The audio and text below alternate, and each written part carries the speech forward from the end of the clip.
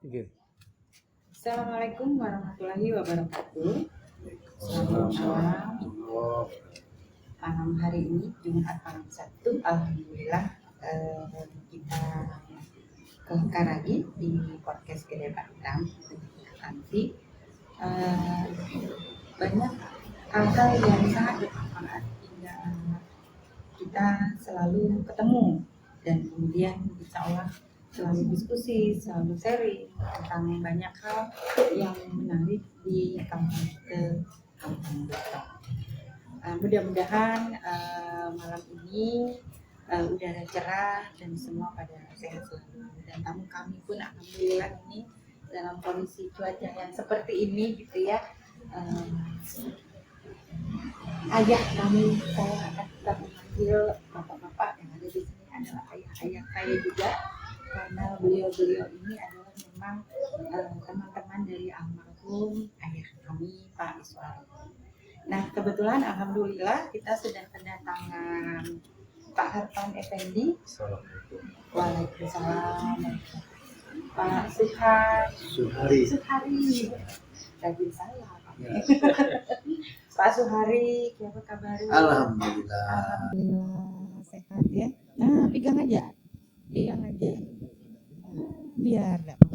maklum. Alhamdulillah. Kurang lagi gitu ya.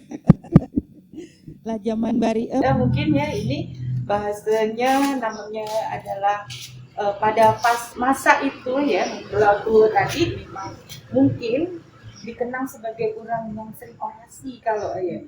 Nah itu kelakar kita malam ini lebih benar-benar nostalgia mungkin ya. Kalaupun ada kelakar yang mengenai kampung kita nih biar semakin asik, nah mungkin ada lah merik-merik saran seperti apakah berbeda dulu sekarang, karena memang niatan di podcast Kedai Pak Hitam ini kita ingin bahwa generasi kita ke depan itu lebih memahami perjalanan sejarah ini seperti apa. Ketika sudah memahami, biar mereka merasakan bahwa motivasi perjuangan itu dimiliki oleh para orang tua kita. Nah, ingin supaya ini benar-benar berkelanjutan, supaya kampung kita semakin asik. Nah, itu. Sampai dulu nak cerita ini. Pak Har. Oh ini apa jaman menurang Belitung tak ya? Iya. Dampingi Pak Harpan. Pak Suhari, silakan Pak. Alhamdulillah. Bersyukur pada malam hari ini dapat bersama-sama di Kedai Mak Hitam ini dalam rangka kita sama-sama mendengar tadi sudah disampaikan oleh apa yang manggil ibu, manggil adik, Tanti, bahwa malam ini kita acaranya kelakar-kelakar, menenangkan masa lalu, dan mudah-mudahan kelakar ini dapat memberikan manfaat kepada kita dan pada generasi kita akan datang, dan mudah-mudahan juga senior-senior kita yang masih ada dan belum ada, kita selalu mengenang dan mendoakannya. Karena kita sadari ini semua dalam proses, jadi tidak pernah ada kejadian di muka bumi ini sekucuk-kucuk langsung jadi. Jadi semuanya dimulai dari yang dahulu. Kita ada ini karena ada yang dahulu. Alhamdulillah kita masih diberi kesempatan oleh Allah Subhanahu wa Ta'ala menghirup udara, diberi kesempatan oleh dititipi ruh dan jasad ini untuk dapat memberikan kontribusi lah kepada diri, keluarga dan masyarakat dan kampung kita tidak disampaikan. Dan mudah-mudahan kehadiran pada malam hari ini dapat memberikan tambahan wawasan lah kepada anak-anak muda, kepada para pemangku apa namanya nih ya, para penentu kebijakan daerah. Sebab harapan kita Belitung sama-sama kita ingin ke depan ini ada peningkatan, ada perbaikan di semua aspek kehidupan. Itu sebentar. Mungkin itu dulu lah ya, akan disampaikan Pak Harpan. Siapa kabar?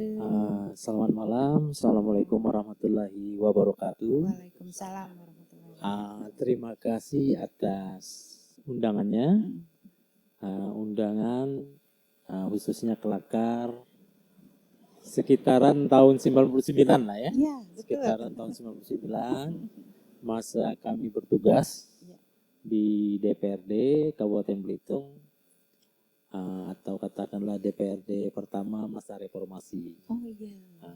Tahun 99 itu. Nah, kita ingat waktu itu partai politik pesertanya pemilu itu 48 partai politik. 48 ya waktu Ya. itu ya. 48 partai politik.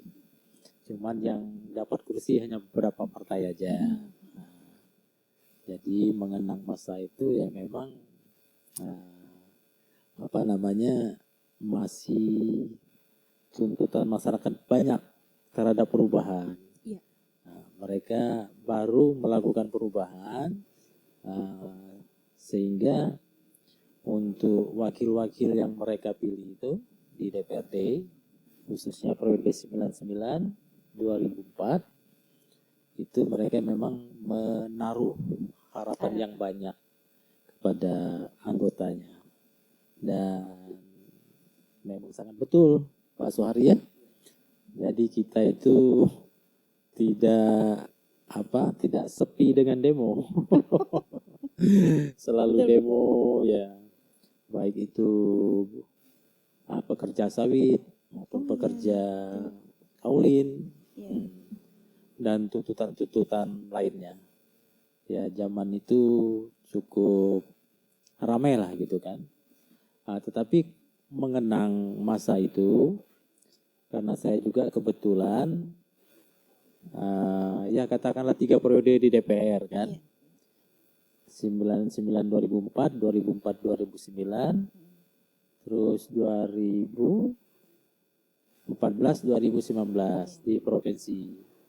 Nah, sehingga ada tiga era itu yang terasa memang yang paling berkesan itu 99 2004. Paling berkesan itu. Kemudian juga selain dengan banyaknya tuntutan-tuntutan dari masyarakat tadi, memang kita relatif baru kan. Saya juga waktu itu berumur 32 tahun. Jadi baru terjun ke politik. Nah, kita ketemu senior-senior itu khususnya dari Partai Golkar. Salah satunya memang yang sangat banyak ilmunya itu Pak Haji Iswarin Yusuf Said. Jadi beliau walaupun selaku ketua Partai Golkar waktu itu dan juga sebagai unsur pimpinan wakil ketua, tetapi beliau tidak kedengkutkan ilmu itu. Jadi kadang-kadang sambil bercanda kan, kadang-kadang saya dia panggil ke ruang beliau, Pak Masri Sadeli dari PBB dipanggil, Pak Sawaludin dari PBB juga dipanggil. Itu sering kita menimba ilmu dari beliau dan luar biasa, istilahnya sangat berbobot lah. Masa itu tuh sangat berbobot, berkualitas anggota DPR-nya, walaupun pada masa itu representasi dari negara itu katakanlah honor untuk anggota dewan itu sangat kecil sekali. Ya. Dimulai pada waktu itu Pak Suharya pada waktu dilantik itu tahun 1959 itu kita sudah termasuk tunjangan itu, gaji pokok sudah termasuk tunjangannya itu Rp850.000. Tahun itu ya? Tahun itu. Iya. Tapi berangsur-angsur terakhir di 2004 itu sudah sampai dengan 9 juta. Iya. Gimana nih Pak Suhari? Cerita tahun itu, Teh. Nah, ini belum ada nih. Alhamdulillah nyambung apa yang disampaikan Pak Arpan. Kami kebetulan dapat mandat waktu pemilu 99 itu satu praksi dengan Pak Arfan ini, gabung namanya Praksi Amanat Nasional, Amanat Persatuan Bangsa, Amanat Persatuan Bangsa. AP, APB, ya. Jadi alhamdulillah kalau tidak masuk di situ mungkin belum kenal kan Pak Arfan, ya kan? Jadi tujuh kursi, ya. Kebetulan apa yang disampaikan kita sambil ngisi lah ini, sambil ingat-ingat masa lalu nih, untuk halayak ramai lah, bahwa semua ini kan dengan proses tadi saya sampaikan. Jadi kebetulan tadi Pak Arfan menyampaikan beliau duduk di DPR itu umur 32, saya udah berumur 42 waktu itu. 42. Karena kebetulan sebelum masuk di situ saya ini sebagai pendidik sebenarnya. Ya, di pendidik swasta di SMA ya Perbel 1 di Tanjung Pandan ini kan. Alhamdulillah sambil jadi guru juga pada waktu itu berkecimpung juga di partai politik. Tapi karena masa zaman itu partai politiknya hanya 3, ya Golkar, PDI dan P3. Jadi oleh karena kita juga ngurusi pendidikan ini, ya otomatis kayaknya pada waktu itu harus ngikut Golkar gitu kan. Saya sebenarnya termasuk orang yang kurang paham politik juga kan. Ya, jadi sempat juga jadi komisaris Golkar desa dulu saya di Perawas, Komdes. Singkat cerita dengan Pak Haji Iswarin yang jadi juga sebagai mungkin abang, sebagai orang tua, sebagai guru juga sebenarnya. Beliau ini orangnya jujur sangat piawai sekali. Jadi untuk generasi zaman itu beliau termasuk salah satu figur yang saya anggap piawai lah, bisa memberikan contoh teladan dalam berorganisasi gitu. Berorganisasi, berpolitik gitu kan. Ya, karena jujur perbedaan pendapat di antara kita bukan baru sekarang, sudah dari dulu gitu kan. Sekalipun kita hidup di era otoriter zaman Orde Baru, tapi alhamdulillah persoalan perbedaan pendapat sangat hidup gitu. Jadi orang-orang senior kita dulu saya nilai cukup bijak gitu menghadapi persoalan kehidupan bermasyarakat, ya berbangsa dan bernegara ini. Nah kebetulan juga seperti disampaikan Pak Arfan tadi, pemilu 99 ini pasca, ya, arti peralihan dari masa Orde Baru kepada reformasi. Kebetulan juga alhamdulillah saya pada itu jadi ketua PPD 2 dulu, bukan KPU bro. Ya. Jadi panitia pemilihan daerah. Kebetulan dibentuk oleh provinsi. Ya, sama juga lah sistem demokrasi gitu. Calon menyalon, alhamdulillah terpilih waktu itu. Sebenarnya enggak setengah terkejut juga waktu itu kan. Karena sebelumnya kita tahu yang jadi ketua PPD 2 itu adalah seorang bupati. Bupati zaman itu minimal pangkat harus letkol. Jadi saya membayangkan juga kita sipil berpernah di pendidikan militer enggak pernah, agak-agak setengah juga waktu itu kan. Tapi oleh karena alhamdulillah kita sejak kecil sudah ada baiknya gitu, pendidikan karakter tuh saya lihat. Karena kita alhamdulillah dari kecil memang sudah dibekali untuk harus berani berjuang gitu. Harus berani melakukan kebaikan, harus berani melakukan sesuatu yang benar gitu. Jadi sekalipun kita merasa tadi setengah terkejut gitu kan, dengan pengalaman kita di guru, alhamdulillah saya yakini ya mudah-mudahan ini bisa dilaksanakan. Alhamdulillah pada waktu itu memang saya akui seperti sampaikan tadi, pemilu 99 itu pemilu 45 partai ya, 48 partai, hanya di Belitung pada waktu itu yang ikut hanya 25 partai waktu itu kan. Cukup heroik lah, alhamdulillah. Demokrasi jalan waktu itu kan. Perbedaan tuh sangat memberikan nuansa pembelajaran yang luar biasa. Kalau saya salah satu yang pada saat itu sangat sangat mungkin heboh lah di Belitung ini. Karena sebagai ketua PPD pada waktu itu kebetulan ada persoalan-persoalan yang mendasar di internal, ada stembos akord waktu itu. Itu yang membuat tarik menarik. Tapi bagi kami di daerah semuanya kan aturan itu dari pusat gitu. Jadi saya termasuk salah satu periode cuman 4,5 tahun sebenarnya. Saya bulan Mei baru dilantik. 6 bulan setelah itu. Pelantikan yang pertama 99 itu 23 September. Nah, terjadilah pertikaian internal gitu kan. Nah, seru memang, saya anggap itu proses demokrasi yang sangat menarik lah. Tapi oleh karena saya berkeyakinan ini semua kan pasti ada hikmahnya. Karena saya yakin, sekarang baru saya memahami sedikit, tidak ada satu skenario pun di muka bumi tanpa dari yang maha kuasa. Jadi saya tambah matang gitu. Jadi proses itu akhirnya ya terkenang masa lalu, kadang-kadang ada teringat sedih, ada teringat bersemangat. Karena kadang-kadang kawan dekat bisa jadi musuh gitu kesannya. Ya, sampai saya teringatlah dengan almarhum Pak Bupati Zainuddin. Sempat saya tunjuk-tunjuk waktu itu terakhir pada saat kami berdialog di ruang beliau dengan para pejabat itu.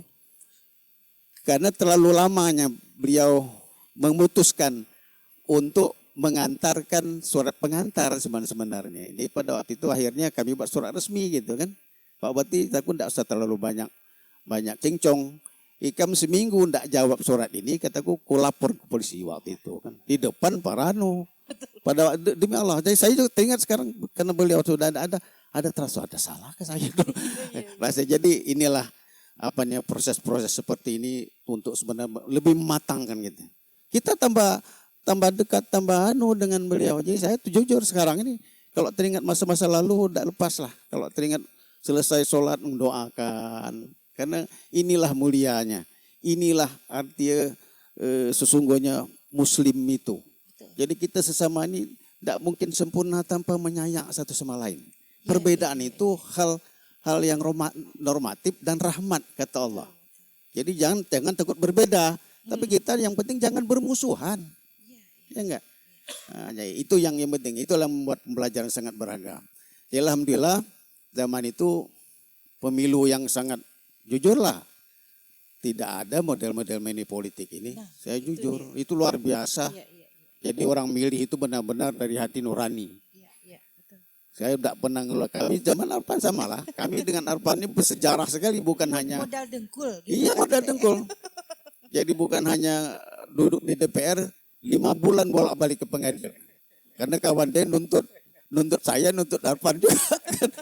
Jadi luar biasa sebenarnya. Saya kok teringat itu tuh ada rasanya sedih, ada rasa semangat, ada rasanya wah ini tidak boleh disampaikan kepada generasi muda. Jadi kita harus mulai sekarang, apalagi sekarang udah sistem pemerintahan demokrasi. Tapi masih banyak berbeda kita satu sama lain, kadang-kadang saling benci, saling menyalahkan. Ini yang perlu kita perbaiki sebenarnya. Jadi kualitas demokrasi ini berkewajiban bagi kita, bagi generasi sekarang untuk terus mematangkan diri. Jangan perbedaan pendapat kita jadi bermusuhan. Dari sisi kita bernegara salah, dari sisi agama kita berdosa sebenarnya. Kita perbedaan pendapat itu rahmat bagi kita. Jangan saling benci aja. Itu aja, jangan perbedaan nanti soalnya tidak bertegur nanti. Lah saling cari ungkit sana ungkit sini. Saya terus sekarang bukan tidak sering lihat pola olah dari pimpinan kita tertinggi di Babel ini. Sedikit ngelapor, kenapa? Pada saat kita udah gubernur ini kan mestinya panggil lah. Siapapun dipanggil, diajak bicara baik-baik. Kita sedih melihat, jujur aja, kami sudah tidak diaktif lagi di mana-mana ini. Sedih melihat bagaimana kita pikir-pikir. Inilah perlu saya sampaikan kadang-kadang di dalam, aku sering jawab di Facebook. Tiap pemimpin harus punya rekam jejak. Jadi artinya punya kematangan untuk dia membangun demokrasi, untuk dia mengayom orang lain. Kan pada saat dia duduk sebagai gubernur, dia bapak dari orang di Babel ini. Jangan ngadu dengan rakyat. Rakyat ini kan perlu figur contoh gitu. Nah itu jujur saya secara pribadi sangat menyayangkan sebenarnya. Mohon maksud kita nanti generasi berikut nih belajarlah sejarah. Karena bangsa yang tidak belajar sejarah ini akan menjadi bangsa yang bangkrut nanti. Ya, kalau menjadi bangsa yang hebat, sejarah ini perlu kita pelajari, perlu kita contoh yang baik, kita contoh yang dapat kita perbaiki. Jangan seperti sekarang ini sejarah dibuat sampah gitu. Padahal tidak pernah ada kita tanpa ada yang lalu. Ya enggak?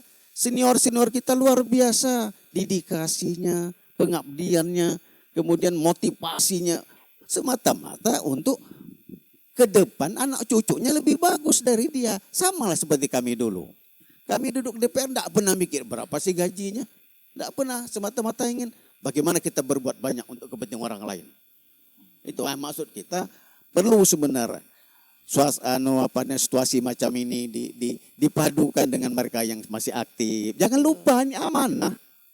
Ngeri sebenarnya megang amanah rakyat. Jadi pemimpin itu tidak gampang, tidak mudah sebenarnya. Karena bukan hanya kita tanggung jawaban kita sama kita di sini. Nantilah dalam kubur kita gede jawab pisahnya. Nah, kita perlu ingatkan gitu kepada kawan-kawan yang sedang ngurus. Jangan sombong. Kebanyakan sekarang ini begini saya. Dianggap di pemerintah itulah segala-gala. Padahal kita tahu sejarah. Tidak ada pemerintah. Ini rakyat dulu nih ada. Baru ada pemerintah. Ini yang harus dipahami oleh setiap pemimpin. Kita. Jangan jadi lawan teman-teman jadi pemimpin. Lupa diri. Padahal pemerintah ini ada setelah rakyat dan wilayah dulu kita sepakat dengan pendiri republik ini. Nah inilah sebenarnya tambahan, nanti baru kita tambah lagi. Ya mudah-mudahan masuk kita ke depan, generasi muda ini perlu momen seperti ini masuk kita juga di dunia pendidikan harus kita sosialisasikan. Karena penerus kita adalah mereka-mereka yang duduk di SD, SMP, SMA sekarang ini 30 tahun ke depan. Itu masa mereka. Jadi kewajiban pemimpin sekarang ini berpikir secara keras lah. Keras artinya untuk mereka-mereka ke depan. Jangan sampai kita sudah buat pembelajaran buruk di republik kita ini. Iya enggak? Rezim yang lalu membuatkan sebuah pembelajaran yang sangat mengecewakan sekali. Saya sebagai banyak guru nangis sebenarnya lihat cara-cara mimpin negara seperti yang lalu. Sedih rasanya. Ya enggak? Sedih apa? Kok di mana contohnya? Ingarso ada falsafah deja. Ingarso Suntolodo, Madio Manungkarso, Tur Uriandani. Dan ini ke falsafah yang bagus. Ya kalau di depan berilah semangat, ya enggak? Berilah belakang berilah contoh. Ini enggak mikiri semua kepada materi. Tidak akan ada selesai terus materi ini. Dunia ini tidak akan ada selesainya. Nah, maksud kita ke depan, pemimpin kita juga sadar itu. Berpikirlah, kita tidak bawa materi mati. Tapi kita bawa kebaikan. Kebaikan itu semuanya datang dari Yang Maha Kuasa. Di harapan kita ke depan ini, pemimpin kita cepat-cepatlah menyadarkan diri. Hilangkanlah. Karena sombong itu dekat dengan setan sebenarnya. Nah itu sementara untuk yang bersama. Iya, seru nampak ini ya mulai cerita tuh. Ya, alhamdulillah banyak tadi mula muti curong tuh. Nah, orasi itu lah semangat benar ya. Kalau umur Pak Soehari berapa sekarang? 69. Oke, yang umur 32 Pak Harpan. Pada saat muda-mudanya dulu gitu ya, menggebu-gebu semangat tadi, mun Pak Soehari tadi nunjuk bupati gitu. Ikam ada ke pengalaman itu. Kiapa itu? Baik. Kalau sampai nunjuk-nunjuk bupati enggak. Tapi beliau semangat tadi. Cerita-cerita enggak apa-apa gitu. Kalau beliau memang orangnya bersemangat. Bersemangat. Kan? Jadi ya sebenarnya napak tilasnya ya, istilahnya reformasi itu sebenarnya keinginan besar dari bangsa ini adalah melakukan perubahan gitu. Cuman memang perubahan yang diinginkan itu ya termasuk lambat tercapainya itu lambat karena memang warna kepentingan politiknya itu beda-beda gitu kan. Jadi itu yang agak membuat lambatnya tercapai cita-cita reformasi itu. Ya, sebenarnya reformasi itu keinginannya baik kan, dan dengan reformasi itulah semua orang punya kesempatan ya. Seperti Pak Soehari tadi, latar belakang guru, jadi anggota DPR kan. Ya kami ya samalah dengan Pak Samsi. Saya itu Jakarta, Bandung, Surabaya, Jakarta, Bandung, Surabaya. Waktu umur-umur setelah kuliah itu kan. Nah, jadi dengan reformasi itu kita kembali ke daerah. Dan saya juga termasuk salah satu bidan mendirikan Partai Amanat Nasional. Nah, jadi mungkin kita perlu sampaikan juga Pak Soehari ya, komposisi DPRD era reformasi itu. Jadi PBB waktu itu dengan ketua umumnya putra daerah ya kan, berhasil meraih 8 kursi PBB. Golkar 5 kursi, PDIP 7 kursi. Terus yang lain-lain, Partai Pak Soehari ini pilar 2 kursi, Partai Amanat Nasional 1 kursi, Bhinneka Tunggal Ika 1 kursi, PDI Pak Suryanto Sudibyo sendiri juga 1 kursi, PKB 1 kursi, Pak Haji Anwar DM, partai apa lagi Pak? P3 almarhum Arpandi 1 kursi juga. Itu komposisinya. Jadi yang satu kursi itu bergabung dengan 2 kursi tadi. Jadi 7 kursi fraksi gabungan tadi. Dari komposisinya. Dan pada waktu itu masih ada fraksi TNI. Fraksi TNI. 2004 ya. Jadi fraksi TNI Polri itu cuman dikurangi komposisinya. Dari semula 20% menjadi 10%. Jadi waktu itu komposisi anggota DPRD Kabupaten Belitung itu 30, 3-nya dari TNI, 2 dari Angkatan Darat, 1 Angkatan Udara. Yang sering diganti itu Angkatan Darat ya. Angkatan Udara, 5 tahun gitu ya. Angkatan Udara itu cuma 2 kali penggantian aja. Di situ. Nah, tetapi itulah tadi semangatnya Pak Soehari ya, walaupun masing-masing partai ada platform sendiri, tapi untuk kebersamaan itu luar biasa. Nah, pada waktu itu juga seperti Partai Golkar ya, terlepas dari waktu itu kekusutannya, tapi jangan diceritakan Pak Soehari ya, kekusutan untuk pemilihan bupati itu. Kita memang menyiapkan pada waktu itu Pak Awai dengan Pak Iswarin pada waktu itu. Tapi ya namanya hari jam berganti. Nah itu tadi rencana Tuhan tadi. Ya, baru Tuhan. sadar sekarang. Gitu. Jadi waktu itu seperti itu. Nah, kemudian akhirnya saya sendiri yang diajak oleh Golkar maju untuk pemilihan bupati wakil bupati ya. Calon bupatinya Pak Muhsin Mukti, saya calon wakilnya waktu itu. Tapi memang karena awalnya memang sudah beda Pak Soehari ya, fraksi kita juga ini kan tidak utuh. Tetapi itulah demokrasi tadi, demokrasi. Waktu itu pemilihan bupatinya bukan pemilihan langsung ya? Belum. Jadi masih dewan gitu ya. Waktu itu ada surat Mendagri. Dengan kondisi di Belitung sebenarnya bisa pemilihan di lembaga, di DPR, tetapi kalau menundanya ke 3 bulan berikutnya, kalau tidak salah, bisa dilakukan pilkada. Tetapi DPR waktu itu memilih pemilihan di DPRD. Sehingga waktu itu terpilihlah Pak Darmansyah Hussein dengan Andi Saparudin Lanan. Itulah yang terpilih pada masa itu. Iya. Ini pemilihan yang tadi banyak sesuatu yang gak usah diceritain lah ya gitu misalnya. Nah kalau Pak Suhari ngadepe kondisi-kondisi yang sekarang yang namanya aspirasi rakyat gitu ya. Ini kan sebenarnya yang tadi ada money politik dan sebagainya. Apa memang sudah tidak mewakili aspirasi rakyat itu jadinya?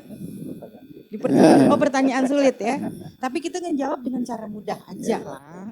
Kalau saya ini karena memang apa ya, mungkin background guru nih kalau pengaruh. Jadi ada segala sesuatu yang tidak sesuai tiduran itu kadang-kadang sulit, gitu ya sulit untuk. Sulit nerima. Jadi inilah akibat buruk daripada sistem kita sogok menyogok tadi. Kita jujur kalau sudah milih pemimpin dengan cara-cara seperti itu, jangan berharap banyak terhadap perbaikan dari sebuah sistem. Jadi yang perlu ke depan diperbaiki sebenarnya memang ya keberadaan partai politik sebenarnya perjanjian para pendiri republik dulu sebenarnya dialah yang mengembangkan kehidupan bermasyarakat berbangsa dan bernegara harus lebih bagus sebenarnya. Partai politik adalah amanat pertama sebenarnya. Tapi kenyataan setelah dalam perjalanan di era reformasi ini nampaknya melenceng semua. Ya. Yang dalam demokrasi itu tinggal nama saja gitu. Sedangkan demokrasi ini kan tuntutan masyarakat kita, tuntutan bangsa kita sebenarnya untuk memperbaiki keadaan supaya rakyat ini punya hak yang semestinya gitu. Kita buat ada pemerintah kan untuk masyarakat, bukan untuk rakyat, bukan untuk pejabat kan. Tapi kita terbalik sekarang.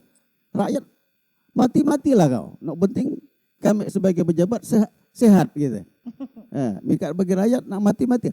Nah inilah sebenarnya udah agak terbalik. Memang harus ada keberanian ke depan, pemimpin kita ke depan. Memang harus diperbaiki Indonesia. Kalau enggak bisa bubar republik ini. Tidak ada jaminan NKRI. Menurut saya ya, kalau dengan cara-cara kita ngolah negara seperti sekarang ini, kita ngelihat di depan mata kemungkaran, kita tidak memperbaiki, ya enggak? Ya karena kita ini juga ada pedoman hidup sebenarnya.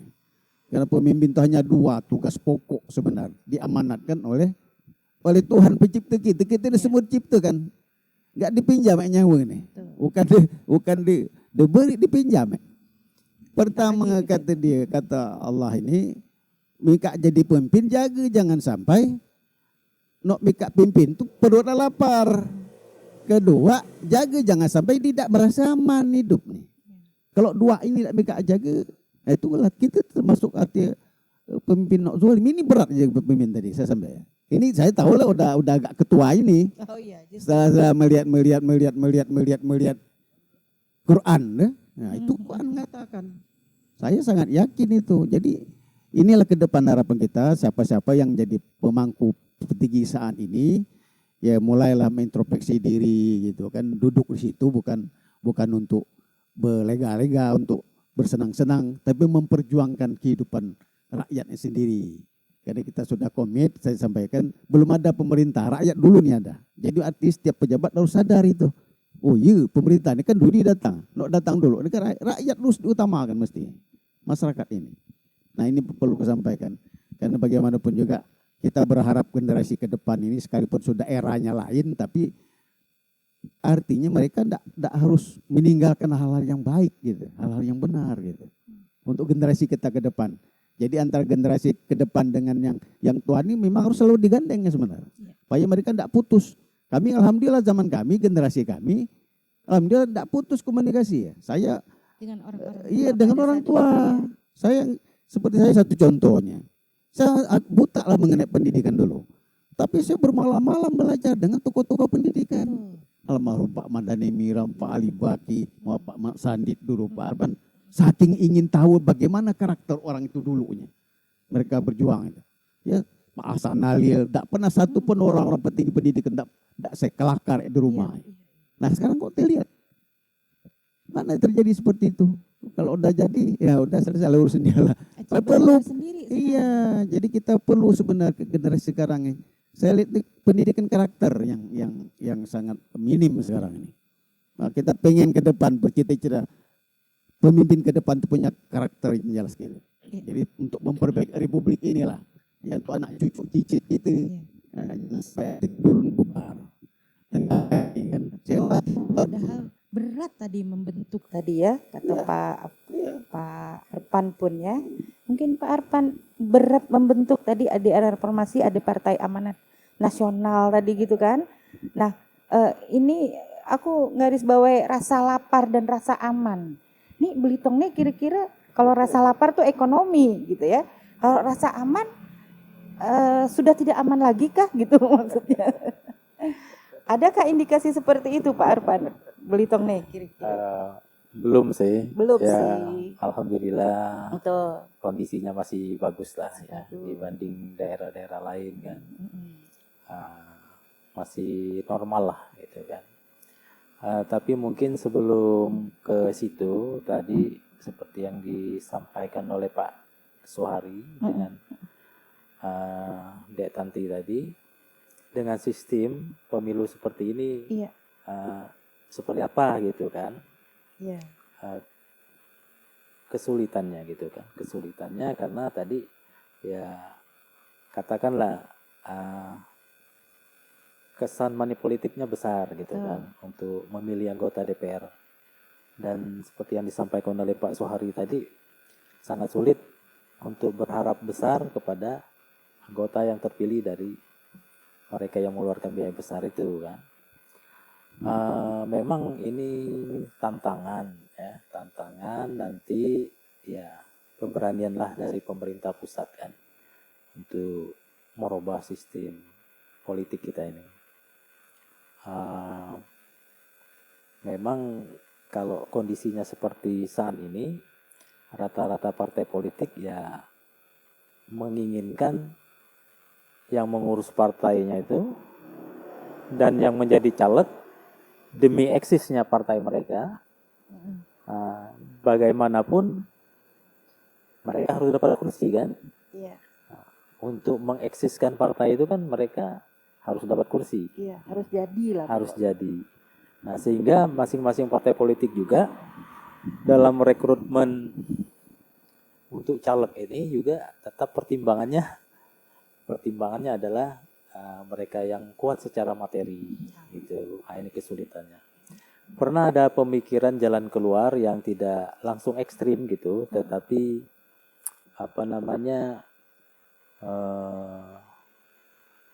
win-win solution lah, win-win solution. Kita di Partai Amanat Nasional itu pernah mengusulkan sistem suara terbanyak diakui, tetapi kalau dia banyaknya tidak mencapai 30%, itu kembali ke nomor urut. Nah, ini sebagai penghargaan pengurus partai dengan peraih suara tadi, peraih suara terbanyak. Tapi kalau dia lebih dari 30%, dia suara terbanyak itulah yang ditetapkan sebagai calon terpilih. Nah, sekarang ini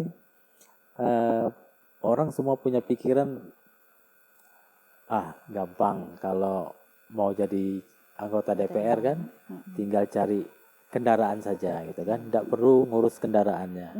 Nah itu. Tetapi bagi kita yang dilahirkan di era reformasi itu, ya kita juga karena udah kecintaan. Kalau Pak Suhari mungkin udah istirahat sekarang kan. Nah, kecintaan itu seperti saya karena terlibat membidani lahirnya Partai Amanat Nasional di Belitung itu. Saya walaupun tidak menjadi anggota DPR, tetap peduli untuk membesarkan partai itu. Nah, jadi bedanya dengan orang yang cuman menumpang dengan orang yang membidani akhirnya, atau orang yang betul-betul senang berorganisasi, itu beda. Sebenarnya dia menjadi berkualitas di lembaga itu paling tidak memang yang bersangkutan itu paling tidak rekam jejaknya memang orang pergerakan. Ya, dia masih mudanya misalnya di KNPI, terlibat di ormas agama misalnya, pemuda NU, pemuda Muhammadiyah, aktif mahasiswanya di misalnya di Mapala dan lain-lain gitu kan. Ada juga lembaga pada waktu itu Permahi misalnya kan, Perhimpunan Mahasiswa Hukum. termasuk kalau kami ini termasuk ngurus asrama dulunya kan. Oh iya. Nah, ngurus asrama dengan IKPB. Nah, disitulah kita terlatih untuk Ngurus orang. mempelajari karakter Betul. setiap manusia itu. Betul. Oh, yang ini begini karakternya, ini begini. Terus gimana yang harus kita putuskan agar yang bersangkutan ini dengan rela misalnya meninggalkan asrama gitu, tidak menjadi pengganggu gitu kan. Nah, itu kan kita dilatih untuk bagaimana mengambil keputusan yang terbaik, ya tidak ribut gitu hasilnya. Iya. Nah, jadi memang kalau saran saya sih bagi mereka orang muda yang ingin bergabung di partai politik itu, mulailah dari organisasi pergerakan itu, sehingga jangan sampai dia juga begitu masuk ke dalam lembaga itu tidak tahu misalnya kan pukulan palu 1 kali, 2 kali, 3 kali belum mengerti itu kan misalnya kan. Iya, betul. Ya, itu. Nah, jadi itu dapatnya di berorganisasi kan. Iya. Nah, sehingga nanti dewan kita menjadi dewan yang berkualitas, itu aja. Iya. Harapannya memang sangat tinggi nih Pak ya. Jadi harus dari dunia pergerakan dulu, sementara mungkin kita sudah kehilangan anak-anak muda yang bergerak ini mungkin itu. Atau sebetulnya masih ada lah ya, tadi seperti saya bilang, ini Belitung cukup amankah, nggak laparkah gitu. Kalau kondisi itu yang dilihat nih secara pendidikan Pak Suhari, Bapak guru nih, ini tadi nyebut alhamdulillah makasih al-fatihah untuk orang tua kami, beliau lah jadi guru politik katanya gitu. Nah kenangan bener-bener guru politik itu terhadap ayah kami waktu itu, apakah misal tadi yuk kita demo gitu. Nah ini kan yang terjadi sekarang, apakah kita memang harus memprovokasi orang untuk demo, atau tadi kalau kita berpikir kepada pemimpin tadi, ada hal-hal apa yang harus kita pelajari dan kita pahami sebenarnya? Apa mudah dipantik terus langsung marah, atau kemudian apa nih tadi pendidikan? Ini karena pendidikan karakter tadi pasti ya.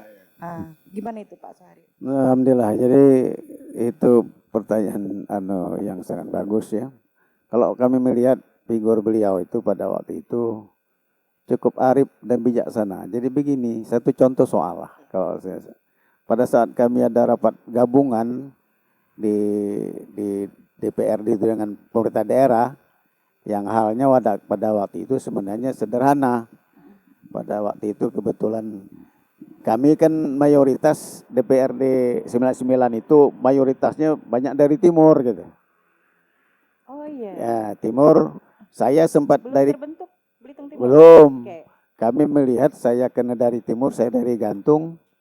Dulu anak-anak dari Gantung tuh kalau mau sekolah SMA harus ke Manggar gitu kan. Okay. Jadi ya harus pakai mobil sewaan, mobil lah tambang lah gitu kan. Tambang. Nah pada saat terjadi reformasi itu, malah di tempat kita itu SMA nggak ada gitulah sampai tahun 2002 apa enggak salah. Di Kampit sudah ada, sedangkan kami tahu Gantung ini jauh lebih tua gitu dibandingkan Kelapa Kampit. Maka pada waktu itu kebetulan Kepala Dinas selalu berkoordinasi, Pak Suhari tolonglah ini ke tempat awak katanya. Jangan tanggung-tanggung lah kalau buat sekolah, biar lengkap-lengkap lah. Kataku kenapa? Sebenarnya udah dikonsepkan dibuat gitu. Hanya kurang anggaran saja.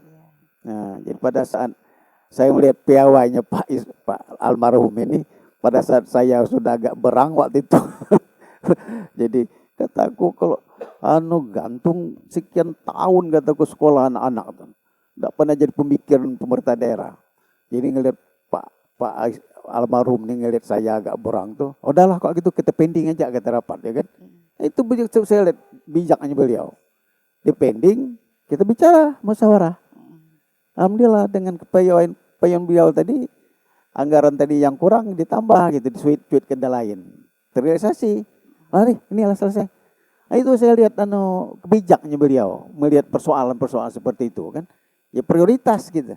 Jadi ada anggaran yang sangat dipentingkan situasi waktu itu dialihkan gitu kan. Kalau kita ngebangun misal gedung ini kan kurang tahun depan pula, tapi kan untuk anak-anak didiknya. Ya, Ikam tuh ini. pemarah loh, Hah? Pemarah ikam tuh ya berarti. Pemarah jadi Geram, bukan pemarah, nggak saya geram. tuh orangnya kalau sesuatu yang rasanya yakin ini benar dan perlu kita perjuangan, memang gitulah karakter saya, watak saya tadi. Cuma marah pada saya enggak, lagi itulah marah, karakter. enggak. Kan muji dua kita jadi korban kan. Iya. Pak Bupati Siko. Iya.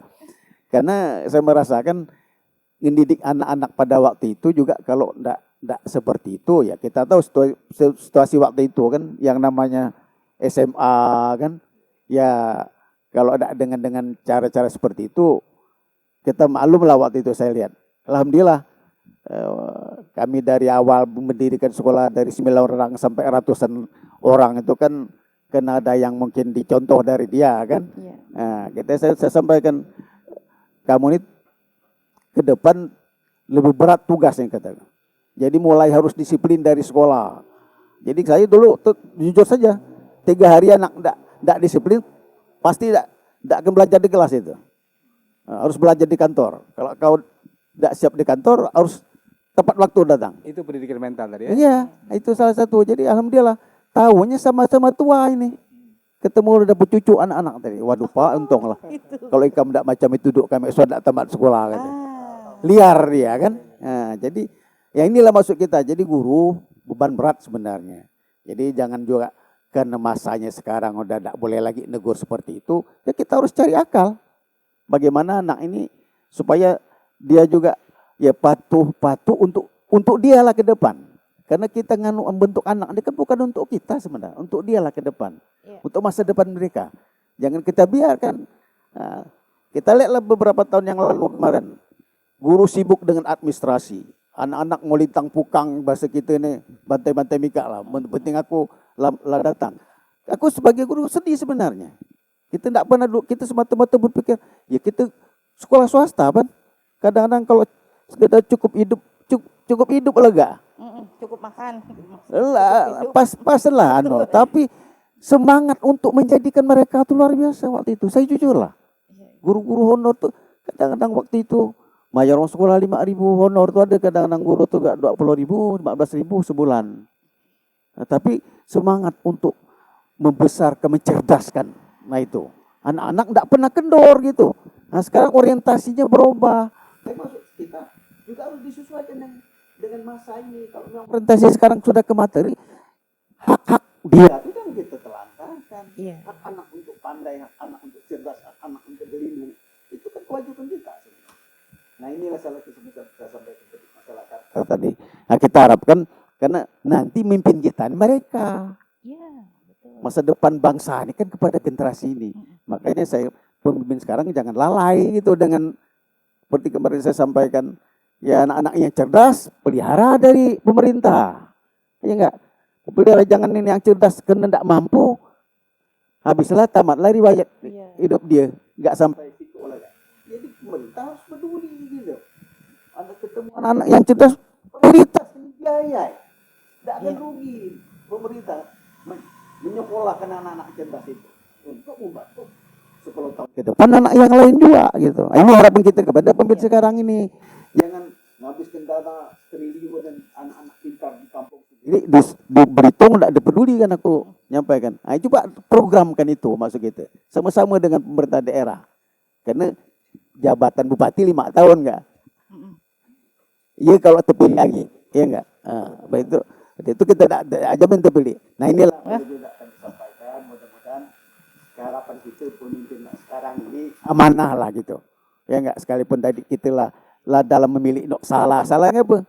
Kita kembalilah kepada masa lalu kan. Untuk masuk jadi calon pemilih itu kan luar biasa pendidikan teman-teman itu. Jadi rekam jejak atau laut jelas. Sekarangnya salah duit, enggak banding apa-apa aja bisa jadi. Inilah nak ngerusak bangsa ini sebenarnya. Nah, kita ada anak sebenarnya ke depan. Ini harus ada pemimpin nak berani memberi. Ya terutama partai politik. Ini tadi nak ngambil banyak nak terpilih kan. Dia pun tidak jelas, berarti lebih banyak duit. Kita akan selesai dari duit dunia. Kita akan selesai penuh orang-orang yang benar. Nah, ini menurut aku. Ya. Aku yakin sepenuhnya itu.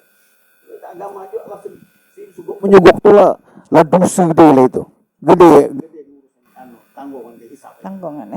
Jadi macam tadi, tak suka aku nak pakai cari-cari itu lebih tak usah nyiput lah. Kira kok kan. Nah, kalau saya itu segera tambahan aja. Ini luar biasa ini, Masya Allah. Oh, silakan Pak Samsi. Iya. Selamat datang Bapak-bapak. Ini nyambung pula Pak Sareh. Jadi tertarik dengan istilah PPD dulu yang di drive dari partai politik semua kan anunya, anggotanya, ketuanya, dan zaman itu ada Stambus Akord, kesepakatan di kotak suara kan. Ini dulu semasa Pak Sahara ya, untuk menjalankan Stambus Akord itu kan sulit itu ya, harus ada kedekatan gitu dengan partai-partai politik lain karena untuk mengambil sisa suara ya. Itu gimana Pak Suari? Ngejepakannya itu pada waktu itu. Alhamdulillah ini Pak Samsi pertanyaan yang luar biasa ini. Kenapa luar biasa? Itu loh membuat pertikaian tadi. Pertikaian di daerah. Dan pertikaian itu kan di daerah sebenarnya di pusat lah. Jadi aku dulu tiap bulan sekali tetap koordinasi, tetap ada rapat di provinsi, kemudian konsultasi di pusat ke PPI 1 kan ke KPU kan. Nah, aku bertanya kalau itu persoalan di pusat pada waktu Stambus Akord telah jadi tarik menarik itu dari pertikaian. Kenapa? Karena kelompok Stambus Akord ini ngitung sendiri, buat hitung sendiri, buat kiskosan sendiri. Artinya mesti secara hukum internasional pemilu itu di negara dapat 8, kena pakai Stambus Akord tadi harus dapat 10. Jadi ngitung telah carut marut. Aku nanya langsung kenapa dokter tadi Golkar itu siapa nak tingkat-tingkat pula di KPU dia. Aku duk rajin mana-mana nak jago-jago aku tanya dulu kan. Apa kata gue Republik Indonesia ni sampai macam ini. Bapak kata waktu itu sampaikan jangan dulu mutuskan masalah Stambus Akord ini karena di pusat ini pada waktu itu lah mulai guncang-gancing nak ada gerabai, nak dicabut. Karena di pusat itulah kacau balau. Aku jadi semacam manu waktu itu tumbal lah. Dibenci di sekampung-kampung di PPD 2 tu. Dianggap aku merekayasa. Padahal aku gak laksana perintah gitu dari pusat. Bapak tunggu putusan akhir dari KPU, nanti Bapak baru rapat. Tapi kan aku didesak dari pengawas pada waktu itu Pak Jarno namanya. Pak sorry, gimana ini? Ini udah Agustus kan? Pak aku ni kataku sempat ada pesan dari pusat. Tunggu putusan dari pusat. Itu nih jadi sampai aku kan sempat buat Stambus Akord, buat spanduk itu dari kawan-kawan sendiri lah, kawan-kawan dekat menolak kehadiran aku tadi. Aku ketawa-tawa saja kan, aku tak tahu persoalan di dalam. Jadi pada waktu itu 3 kali ke kantor. Ayo berani, kataku aku ni tak usah tahu ada soal berani. Mati aja berani kataku, umur 40 lebih, kamu tahu lah umur segitu kan. Oke kita rapat kataku, akhir Agustus. Rapatlah kami PPD 2. Jadi puting lah nama Stambus Akord tadi kan. Dulu kan belum telepon macam ini. Nah, puting itu jam 10 jam 11 kalau. Dan menang kalah artinya ada Stambus Akord. Waktu itu kebetulan partai terbesar dari gabungan partai Pak Stambus Akord ini kan harus bergabung sebelum pemilu, tidak boleh bergabung. Karena ada juga di sini itu kelompok-kelompok kawan. Aku udah setengah dicaci maki juga dari kelompok-kelompok almarhum kawan sendiri lah Pak Nawawi lah meninggal lah itu ya. Kawan sering lah. Apa tak kau tolong? Bukan aku kan tak dapat nolong kata aku ni atur main. Aku ni sampai ke pengadilan. Kalau ada kata aku mana aku merasa benar kan? Sampai ke ujung langit aku sampai ke gitu. Jadi itu Pak, pada jam 11 kami putus Stambus Akord. Aku jam 2 ditelepon dari provinsi. Pak sorry gimana? Udah Pak, udah selesai kita pakai voting kata kau. Jadi gimana voting? Kataku yang Stambus Akord menang dengan yang tidak Stambus Akord tadi kan. Selisih lah kataku dia menang. Loh, kamu tidak baca, tidak lihat TV katanya. Enggak kataku. Buat TV kan jam 10 udah dibubarkan Stambus Akord.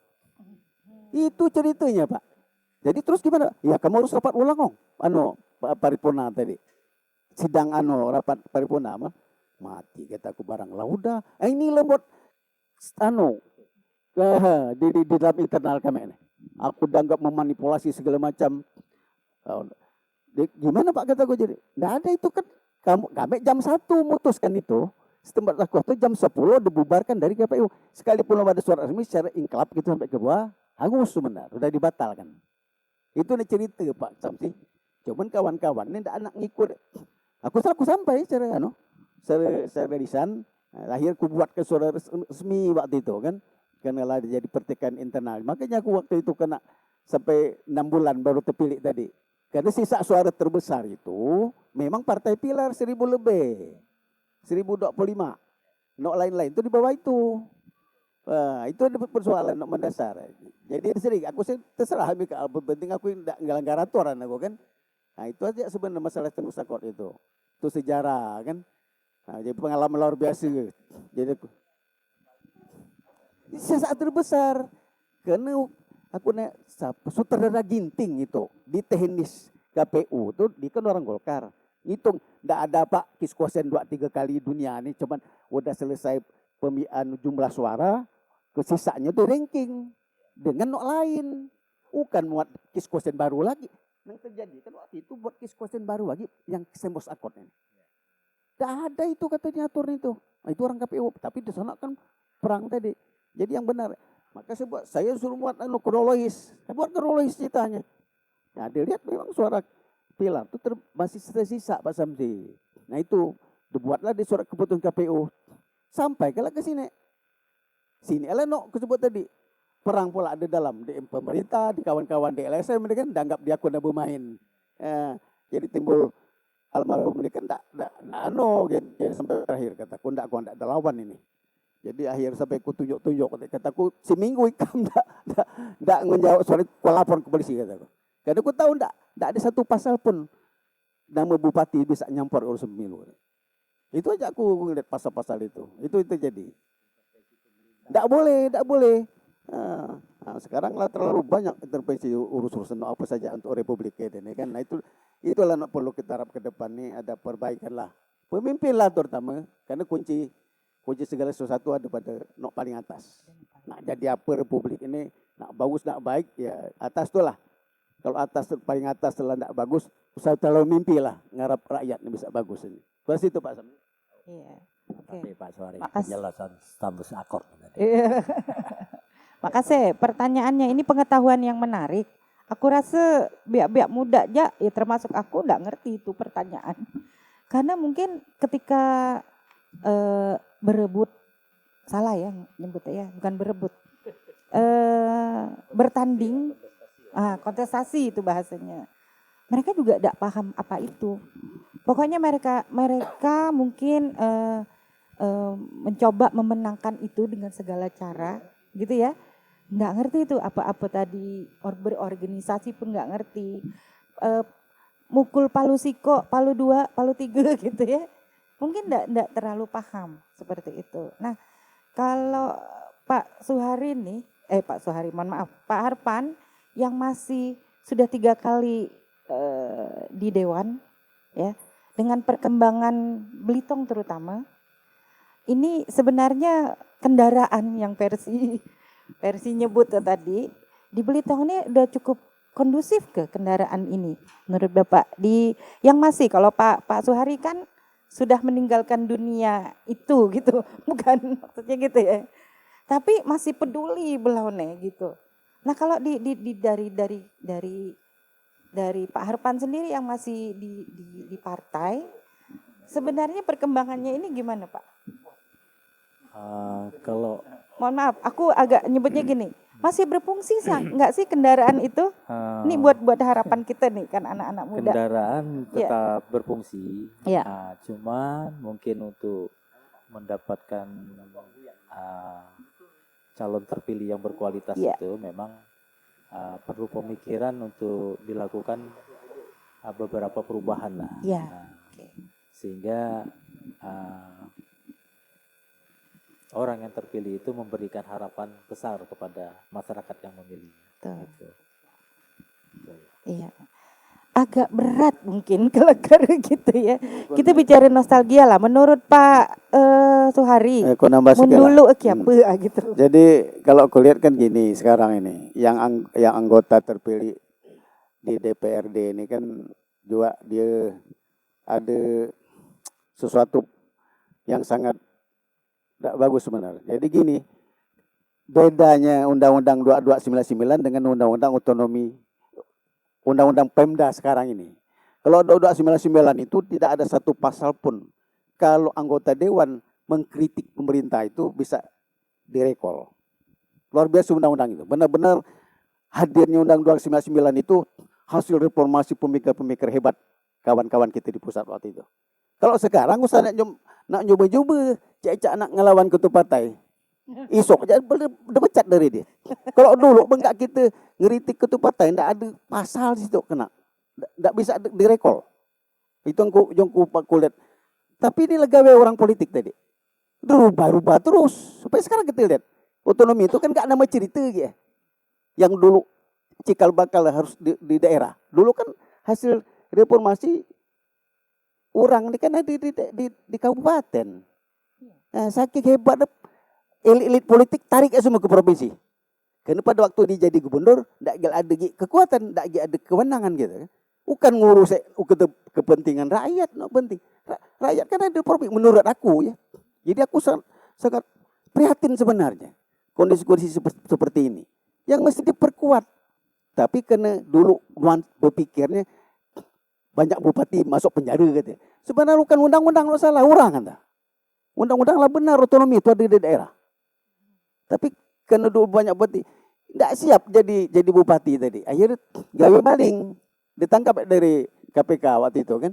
Udah lari kan, ditarik kan kewenangan daerah ini ke provinsi. Ya, bupati ini kan gak segera untuk lipstick saja kadang-kadang, tidak banyak kewenangan.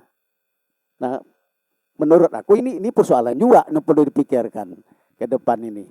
Jadi memang sekarang kelihatannya kedaulatan rakyat itu lah dibajak dari partai politik. betul. Karena apa? Kalau kita kembali ke masalah tahun 60-an demokrasi Amerika, ketika P. Kennedy dia angkat jadi presiden, terpilih menjadi presiden, ada pidato di pertama kali. Ketika kesetiaan terhadap partai, ketika kesetiaan terhadap negara dimulai, maka kesetiaan terhadap partai berakhir. Tapi di sini, di DPR ini kan ditaruh praksi sebagai tangannya partai politik. Praksi ini sebenarnya yang merusak. Jadi anggota dewan itu poskro tidak dapat bebas kan dikendali kan. Bisa DPAW kan. Kalau tengkaran dengan partai. Iya itu. Sekarang kan gitu. Jadi itulah kesimpulannya kedaulatan rakyat lah dibajak dari partai. Itu. Tapi kalau misalnya anggota dewan ini memang yang sudah duduk ini memang ngerti tentang pendidikan politik kan. Kan tugas partai kan memang ada secara pendidikan kan? Sebagai sosialisasi politik, pendidikan politik, rekrutmen politik kan. Nah, pendidikan politik ini kelihatan lemah, baik kepada anggota dewan dan kepada masyarakat. Itulah nggak kesimpulan.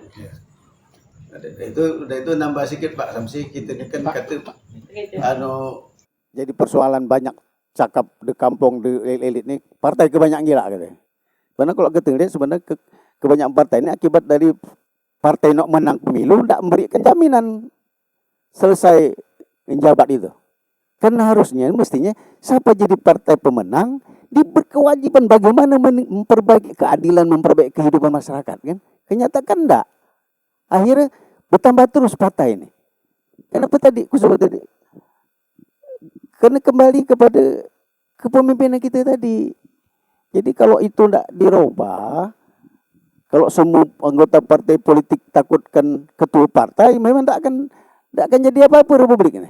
Jadi kadang-kadang ketua partai bisa jadi Tuhan. Negeri sekarang ini. Bisa jadi Tuhan ke depan itu. Orang tidak takut Tuhan, takut ketua partai. Kita takut dipecat kan. Nah kalau ada seperti itu, komitmen pejabat, bahaya republik ini. Tidak akan tahu nok ngisap tuh kan ketua partai sebenarnya. Tuhan nok ngisap dia kan. Nah, ini nok perlu kita takutkan mesti ke depan. Jadi artinya masuk itu pejabat tuh harus memperbaiki diri lah. Ini amanah gitu kan. Amanah untuk memperjuangkan nasib rakyat. Ikhtiar kita. Salah satu ikhtiar sebenarnya. Enggak upaya pemerintah kan ikhtiar. Ya kalau nak memakmurkan tak pernah. Allah tak pernah nyebut kalau kau buat program bagus ini kan jadi makmur rakyat. Enggak. Allah cuman minta kalau Mika ini memakmurkan masjid, kuturunkan keberkahan. Nah ini pemimpin harus sadar gitu. Oh iya, apa yang perlu kita buat untuk republik kita ke depan ini. Kita ini kan sadar sekarang nih, kan bagi nganok kan. Kalau tempat keramaian penuh, tapi masjid benar-benar tempat terbaik di muka bumi ditinggalkan dari umat kita ini Pak Samsi. Jadi aku kadang-kadang melatu lagi gigi berlaga. Mudah-mudahan pemimpin yang taat dan takut kepada Tuhan, bukan takut kepada ketua partai. Nah itu artinya. Sekedar tambahan Pak Samsi ya. Mudah-mudahan kataku ya nak cucuk cicit kita ini tidak tahu esok lusa mati. Kalau menurut ulama ini kan sampai 60, lebih sikit, sampai 70, lebih sikit, tak akan sampai macam beratus tahun kan. Kita, aku nangis ngeliat kejadian di Sumatera Pak, ngelihat orang Telamun, ya, nangis tua sih ya Allah kataku, ini gawe siapa ini gawe rakyat apa gawe pejabat ini? Ini kan, kita gampang saja diberikan ilustrasi. Nah hal macam inilah nak kita perlu pikirkan ke depan ini. Dari Telamun jak lumpur, gasak dari air kan. Tapi utuh kok ngikut gitu. Tapi orang nggak tahu pada waktu itu lebih salah kelupaan. Nah ini nak kita ajak umat kita nih. Supaya mudah-mudahan ada keberkahan dari Allah dan kita dimakmurkan. Ya. Jadi nama jabatan, duit, segala macam ini tidak akan dapat memberikan ketenangan pada kita. Semuanya untuk sesaat aja. Aja Pak Samsi, terima kasih Pak Samsi. Iya. Ini Lala benar-benar diceramai kami nih semua. Alhamdulillah. Betul, sebagai penyampai tadi. Pak Harpan benar-benar masih bisa berharap nggak nih? Kalau aku balik lagi gitu. Masih bisa berharap nggak sih sama kondisi-kondisi yang sekarang ini? Yang pasti apalagi kita selaku muslim ya, Iya. tidak boleh pesimis kan. Betul. Tetap berharap lah. Tetap berharap, Pak. Masa yang lebih baik ke depannya. Insya Allah mungkin kalau kita lihat sekarang pemerintahan sekarang ini juga kan sudah menuju ke arah perbaikan-perbaikan lah. Ya. Yakinlah kita harus optimis ke depannya. Tapi Pak ada hal yang mengganggu di mana Pak zaman ini kan tidak ada nama mana politik itu sedikit ya, mungkin tidak ada sama sekali. Tidak ada benar. Iya, betul. Yang jadi masalah itu sekarang ini money politik itu luar biasa. Jadi di mana kalau misalnya kita milih pun tidak dapat pilihan yang tepat, betul kan? Nah macam ini apa yang salah sebenarnya di kita ini? Kenapa money politik ada? Apakah misalnya manusianya? Apakah misalnya harus berubah misalnya partai politik harus benar-benar 100% dibiayai pemerintah sehingga tidak boleh ada orang nyumbang dan seterusnya dan pelaporan terhadap partai politik sama kan elemen dinas-dinas gitu kan harus melapor 100% pengeluaran dan sebagainya. Atau apa itu? Masalahnya apa sih? Malah sekarang gini, aku jadi mikir. Saran kita sebenarnya reformasi itu jadinya. Ya kan? Kalau tidak ada reformasi tidak macam gini. Betul enggak, Pak? Nyalai gitu maksudnya, nyalai gitu. Jadi kuncinya sih di kesejahteraan Okay. rakyat. Ya, kalau kita memang belum sejahtera, ya istilahnya bagi pemilih yang memang kehidupannya sangat kekurangan, ya kalau mendapatkan beras 1 karung itu 5 kilo itu bisa menyelamatkan 2-3 hari melanjutkan hidup, itu memang masih dijadikan pasar. Betul. Oleh sebenarnya politik ini bagus sebenarnya. Ya, Oknum-oknumnya lah, Iya, paham. oknum politisinya melakukan itu. Kadang-kadang kan kita udah cukup lama lah di partai politik ini kan, termasuk cara pemetaan di masyarakat, ya kan? Oh kalau di sini temuin bapak ini, ya kan, untuk mendata orang-orangnya. Nah, terus terjadi di situ kadang-kadang seperti lelang itu kan. Kalau udah ada tawaran sebelumnya dari Lebih gede. calon A gitu Iya, kan. betul. Sekian, kalau Bapak nggak lebih dari itu mungkin tidak dapat suara. Nah, Nah, memang harus dicarikan jalan keluarnya, jalan tengahnya, seperti yang saya katakan tadi. Sekarang kan banyak punya pemikiran kembalikan aja ke nomor urut. Nah, itu sebenarnya kurang baik juga. Karena apa? Kalau dikembalikan ke nomor urut, mereka rebutan untuk menjadi penguasa partainya, minimal duduk sebagai KSB, istilahnya kan ketua sekretaris bendahara. Dan orang yang berkuasa nantinya dari KSB ini akan menyiapkan putra-putrinya untuk menjadi petinggi partai lagi. Iya, gitu. Nepotisme ya. Nah, kalau diserahkan dengan suara terbanyak itu tadi kan pasar, ya kan? Pasar. Nah, ada memang pemikiran di think tank di PAN itu memang suara terbanyak dihargai, tapi pengurus partai juga dihargai. Caranya tadi, kalau suara terbanyak itu dia tidak mencapai 30% dari harga satu kursi, itu kembali ke nomor urut. Tapi kalau dia melebihi itu, hak dia gitu kan. Nah, itu untuk jalan tengah sementara gitu kan, sambil melakukan perbaikan-perbaikan. Nah, kalau di negara maju yang perutnya sudah kenyang kan enggak begitu, seperti di Amerika kan menawarkan program kan. Nah, kalau dia berkuasa misalnya pajak ini akan diturunkan, pajak ini dinaikkan gitu kan. Benar-benar memberikan gambaran saya bawa kemana ini rakyat saya gitu kan. Nah, seperti kita lihat Trump sekarang kan, Trump dengan slogannya Great Amerika kan, dia ingin mengembalikan kejayaan Amerika kan? Karena dalam 2 periode ini memang cukup dikuras dengan kemajuan Cina kan, sehingga dia harus menawarkan diri sebagai pemimpin negaranya, itu harus melakukan perubahan dan membuat Amerika maju gitu kan. Nah, ke depan kita juga seperti itu. Jadi kalau saya sih masih optimis lah, mudah-mudahan generasi setelah kami nanti itu sistem politik di Indonesia itu sudah bagus dan kesejahteraannya memang sudah baik gitu kan.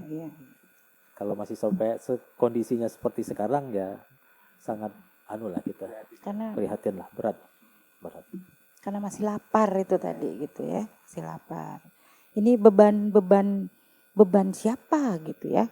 Karena nggak cuci tangan gitu istilahnya. Beban pemimpin kah tadi? Beban masyarakat yang belum tidak berkarakter gitu ya? Beban guru, Pak Guru. Kadang mensalah-salahan gitu. Ada nyampaikan komentar Bapak-bapak dari yang hadir malam hari ini? Boleh, silakan. Nih. Sebenarnya judulnya nostalgia. Pak Sukron mungkin lewat dulu. Pak Erling, silakan. Kita nih duduk bersama tanpa warna, meskipun aku kuning malamnya gitu ya. Itu salah satu kode gitu maksudnya. Silakan. Nostalgia. Nostalgia. Baik, assalamualaikum warahmatullahi wabarakatuh. Waalaikumsalam. Mungkin rata-rata lah kenal gitu ya. Aku hanya sekedar ingin cerita.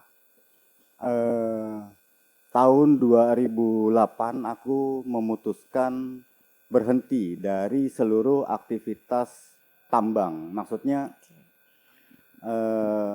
dari mulai eksplorasi, eksploitasi sampai peleburan mungkin hafal di kepala aku nih. Akhirnya aku masuk ke sebuah industri baru, yaitu industri pariwisata, Bang. Kami memulainya itu benar-benar dengan semangat, bahkan masih pontang-panting. Zaman itu masih menggunakan wartel, Kak. Akhirnya dengan sebuah kemajuan teknologi apa segala macam, keputusan pribadi aku tahun 2017 aku harus terlibat di sebuah organisasi politik. Ternyata kenapa harus ikut andil dalam sebuah organisasi politik gitu kan ya. PR besar kami itu adalah waktu zaman itu sampai saat ini mungkin ya, proses transformasi masyarakat dari yang selama ini kaya dengan sumber daya alam dan dimanja gitu ya, Iya. sampai aku pernah dapat celetukan seperti ini Kak. Untuk apa sih Mika nih? Kelakar pariwisata, berarti aku ke tengah situ suat, balik lah dapat duit.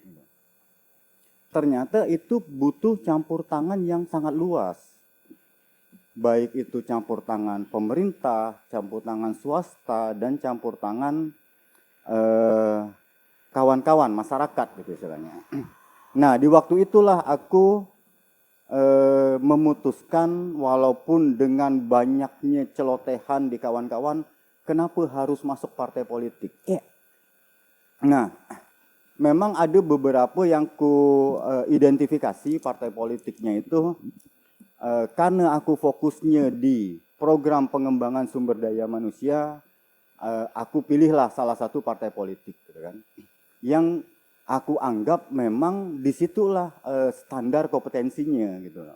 Karena disitulah mereka membuat SKKNI, Standar Kompetensi Kerja Nasional Indonesia, baru dipakai di kementerian-kementerian lain. Nah, jadi aku tadi dengar dari Kak Tanti, sekarang ini seolah-olah kepercayaan publik dengan partai politik itu sangat bahkan minus gitu ya, bahkan minus. Dan itu aku akui, aku pun merasa gitu Kak, gitu kan. Aku merasa gitu, tapi ada di sisi lain. Mungkin minta pencerahan juga gini dengan Pak Harpan, Pak Hari.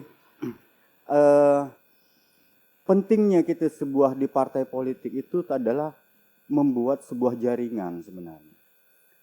Bagi aku, jaringan itu sangat penting. Bukannya aku membela partai politik ini Kak. Bukan. Bukan aku latar belakangnya sekarang aku ini terlibat. Aku ndak serius-serius benar di partai politik demi Allah kan. Nggak serius-serius benar Iya, ya? ndak serius-serius benar. Cuman aku gitu, ingin berdua. membangun sebuah link dan jaringan. Ya. Ternyata dengan kita ikut di sebuah partai politik, maka kita terkoneksi dengan provinsi, kita terkoneksi dengan pusat gitu kan ya. Tinggal bagaimana kita gitu kan ya. Niat kita itu apa? Misalnya niat kami Kak adalah betul. bagaimana menciptakan sumber daya pariwisata di sumber daya manusia di bidang kepariwisataan. Itu ada 35 unit kompetensi Kak. 35 profesi yang ada subsektornya. Contoh unit kompetensi hotel. Di dalam hotel ada front office, ada apa segala macam gitu kan. Dengan kita punya link dan jaringan, kita ternyata lebih bisa masuk gitu kan. Ini sekali lagi aku bukan membela partai politik ya. Aku juga memiliki rasa yang sama gitu. Tapi ini kalau kita coba belajar dari pengalaman, nah pengalaman aku untuk sedikit berkiprah di Pulau Belitung, aku nyebutnya pulau, karena ada 74 pariwisata berbasis komunitas, ada baik itu di Belitung ataupun Belitung Timur. Nggak bisa ke kabupaten, kita coba lobby ke provinsi. Ternyata kita ngelobinya harus menggunakan kendaraan politik. Iya kan? Aku datang orang orange. Aku dana nyebut nama ataupun nyebut partai politik ya. Aku datang orang orange. Bang, gini. Oke, link. Ternyata harus ada campur tangan pusat. Iya kan? Campur tangan pusat kita lihat di mana ini ranahnya. Itu kita tuju. Mungkin itu aja sih yang coba ya kita minta pencerahan lah ke Pak Harpan, Pak Suhardi dan yang lain-lain. Kita boleh pesimis dengan sebuah partai politik, tapi melalui partai politik insya Allah kita punya jaringan. Ya. Bahkan sampai ke atas. Mungkin itu aja Kak. Terima kasih. Oke, makasih ini mengerucut sebetulnya ya terhadap obrolan-obrolan kita. Meskipun tadi temanya nostalgia. Tapi kan iya, enggak apa-apa. Nostalgia kepada Pak Suhari dan Pak Harpan. Betapa dengan partai yang sangat banyak itu pada fase mereka pun mereka tetap ya Pak Harpan lah terutama ya. Pak Harpan tetap optimis nih sampai hari ini gitu. Saya ngundang seminggu yang lalu untuk podcast, kata beliau aku lagi rapat partai, kata beliau kayak gitu. Jadi dan semangatnya itu ya, kita orang muda ini saya udah agak skeptis memang sama gitu dengan Bang Erling. Iya.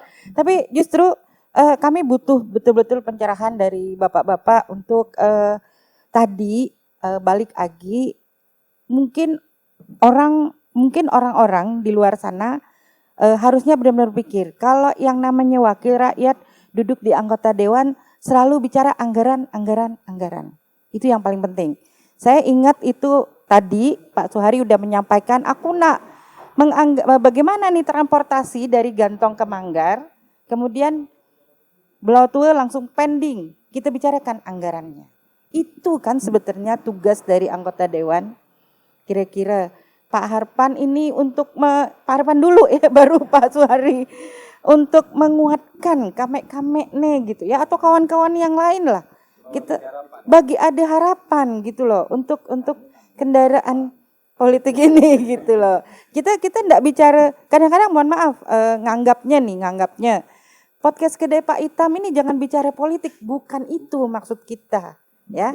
Kita bicara tadi bagaimana sih sebetulnya masyarakat ini membangun ya, mensupport pemerintah. Harusnya memang lewat hal-hal seperti ini gitu. Gimana Pak Arfan? Jadi seperti yang disampaikan oleh penanya tadi. Ya, betul. Nah, itu memang semuanya kan diputuskan secara politik ya. Mau Iya. naikkan barang, itu Betul. keputusan politik. Termasuk mau membangun itu juga keputusan politik kan. Ya di situ benarlah saudara Erling tadi memang sebenarnya lebih banyak kalau kita itu bergabung dengan partai politik sebenarnya membangun jaringan tadi Iya. kan. Baik itu misalnya mereka yang berprofesi di bidang jasa gitu kan, di bidang perdagangan maupun profesi-profesi yang lainnya. Ya seperti yang disampaikan oleh saudara Erling tadi, ini kan terkoneksi gitu kan. Program dari atas itu nyampai ke bawah itu kalau dilihat memang lebih cepat dari orang partai politik gitu kan. Iya, betul. Apa yang mau dilakukan oleh pusat itu dengan jaringannya, koneksinya sampai ke bawah itu kita lebih cepat tahu Iya. gitu. Ya saya kira tinggal bagaimana perbaikan-perbaikan tadi. Iya. Jadi kalau partai politik itu tetap penting karena dia akan memang merupakan pilar untuk sebuah negara demokrasi. Itu aja. Betul, ini menyentuh gitu ya Pak Suhari. Kira-kira Ya, kalau kembali kepada undang-undang memang untuk ngerekrut para pemimpin itu harus lewat partai politik Ya. gitu kan. Apalagi Presiden itu. sampai ke bawah. betul. Hanya perlu kita ingatkan pada saat artinya orang-orang partai politik diangkat jadi pejabat negara, mestinya sudah fokus pikirannya dia kepada rakyat gitu. Bukan partai yang tidak dipikirkan, bukan prioritas gitu. Karena mereka akan dibayar dengan pajak seluruh rakyat Indonesia. Jadi sadari bahwa yang dipakai untuk operasional negara ini kan pajak rakyat. Jadi prioritas, jangan karena tidak ada bau-bau politik, tidak diurus gitu kan. Kalau ini misal nak ngurus ini bukan orang politik, tidak diingat kan. Nah itu yang tidak boleh sebenarnya. Siapa pun nak nama rakyat Republik Indonesia ini dia berkeperluan untuk kepentingan kehidupan mereka, ya diurus mestinya itu. Karena kita digaji, dibayar dari pajak rakyat, itu konsekuensi dari orang mewakili orang kan. Ya. Kalau tidak sanggup, tidak bisa seperti itu, tidak usah mewakili orang maksud saya. Harus ada keberanian gitu. Kalau tidak ada ya udah kita sampai akhir hayat tidak akan pernah memperbaiki keadaan ini gitu. Harus ada yang berani gitu. Kalau tidak udah kita tuh. Iya. Tapi pada saat dia sudah dipilih dari rakyat, prioritas utama kan kepentingan tuh rakyat itu. Bukan memang ngerekrut awal dari partai politik karena undang-undang ngatur gitu kan. Kalau kita tidak siap semua bangsa ini jadi kerajaan lagi. Suruh raja aja ngatur, selesai urusannya. Ya. Kalau saya gitu berpikirnya. Bukan tidak penting partai politik karena kena diatur undang-undang tadi. Hanya arti oknum orang yang sudah jadi pejabat itu yang harus juga memahami. Oh saya ini kan dibayar dari gaji, dari pajak-pajak rakyat seluruh Indonesia. Oh iya, mesti saya berjuang juga untuk kepentingan dia. Ini tidak kadang-kadang lebih takut ngelawan kebenaran, takut dipecat. Ini kan bahaya kalau seperti ini.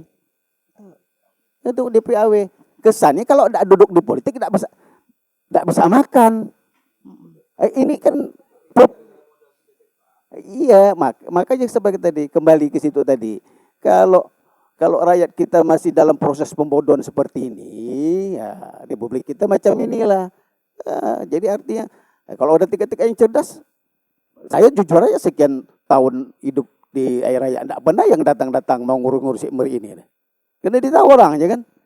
Nggak berani gitu Iya, jadi arti tergantung orang masing-masing gitu. Iya. Saya kan bantu kawan-kawan juga. Saya tanyakan warga, Pak ada ke ini? Wah kawan nak pakai gitu-gitu dah.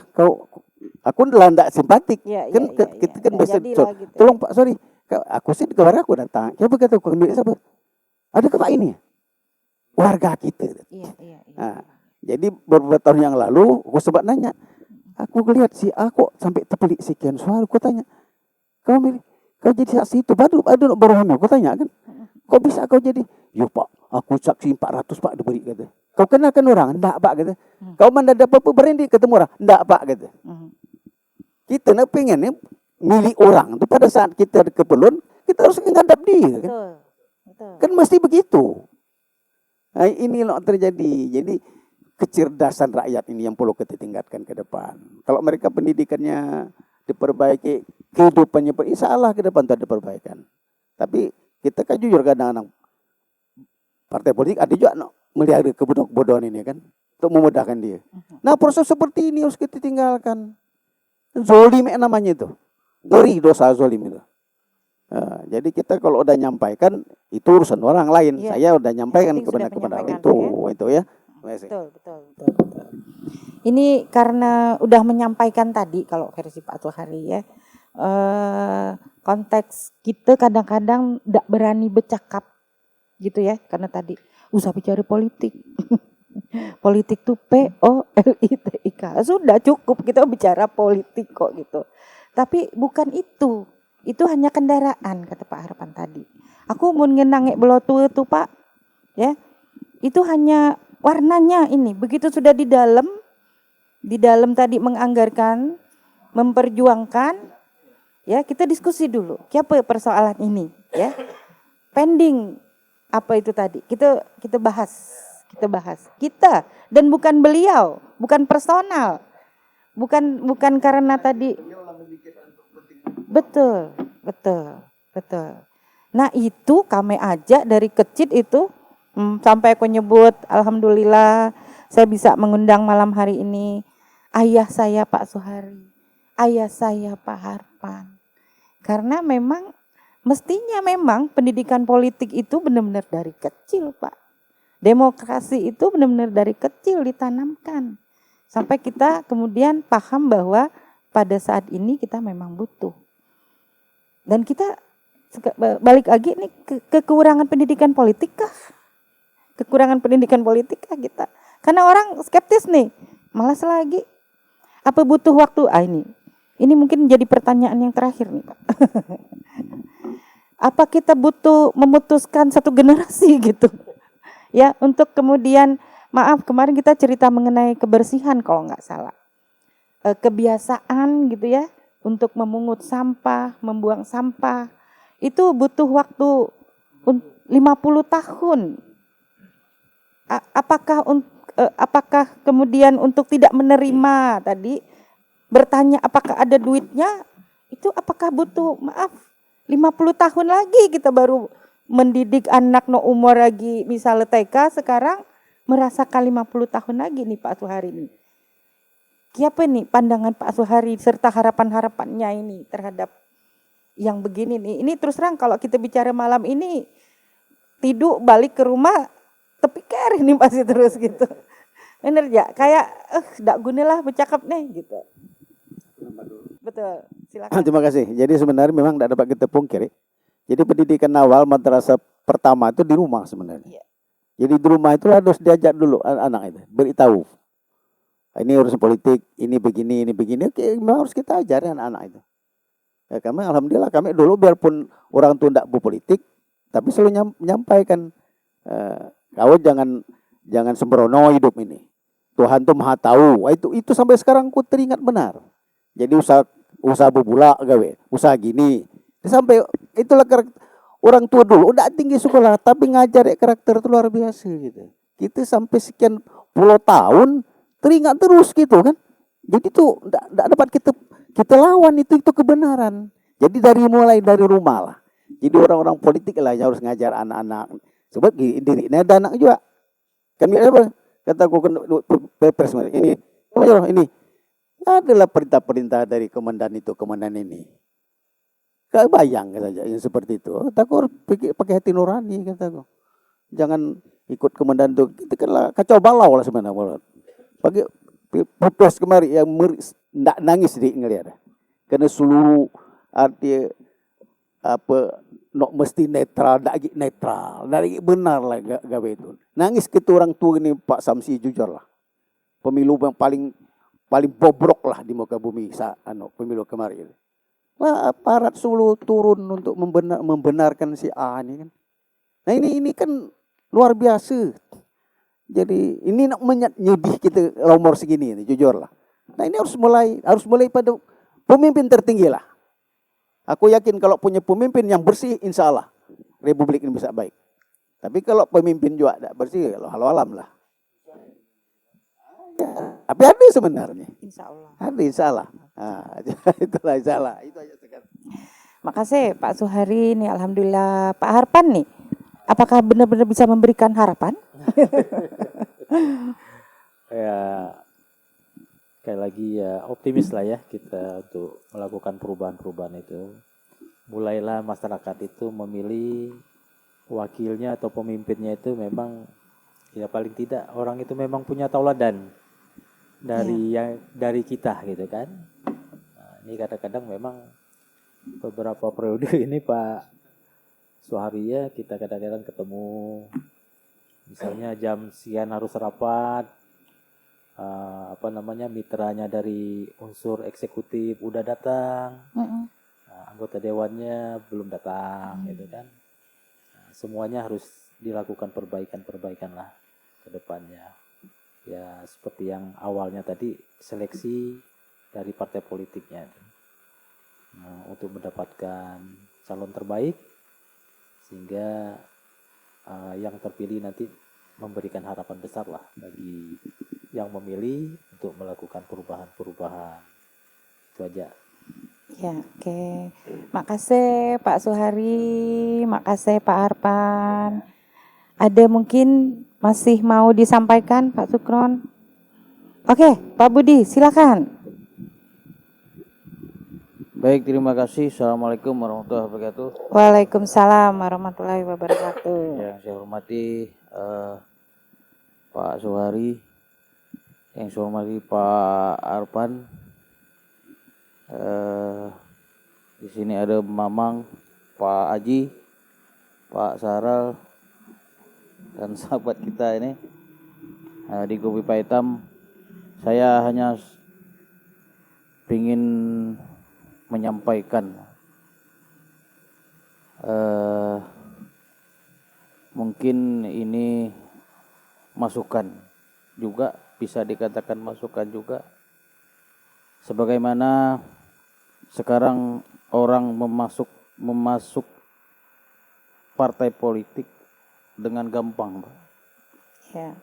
Jadi orang yang tidak pernah ditempa di organisasi tiba-tiba 5 tahun menjelang pemilu dia mendaftar.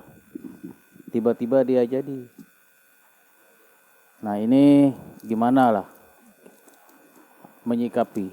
Instan di satu gitu ya. sisi partai politik kan sekarang membutuhkan orang-orang ya untuk membesarkan partainya, karena kan mungkin orang itu bisa dijual, tapi dia tidak pernah berpolitik.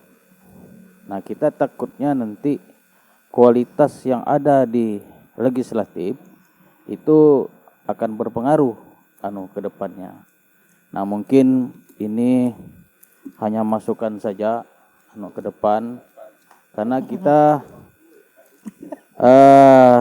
saya dulu sebelum saya menjadi pegawai, saya memang pernah di politik dari bawah, tapi mungkin karena rezeki saya mau menjadi pegawai pengabdiannya, jadi saya lepas di partai politik. Tapi saya memang ditempa dulu, ditempa dari bawah sampai akhirnya ke tingkat yang ke atas. Nah, tapi untuk sekarang ini, beberapa tahun ini, begitu ada partai politik baru lahir, langsung orang mau kemana saja, kecuali partai besar ya.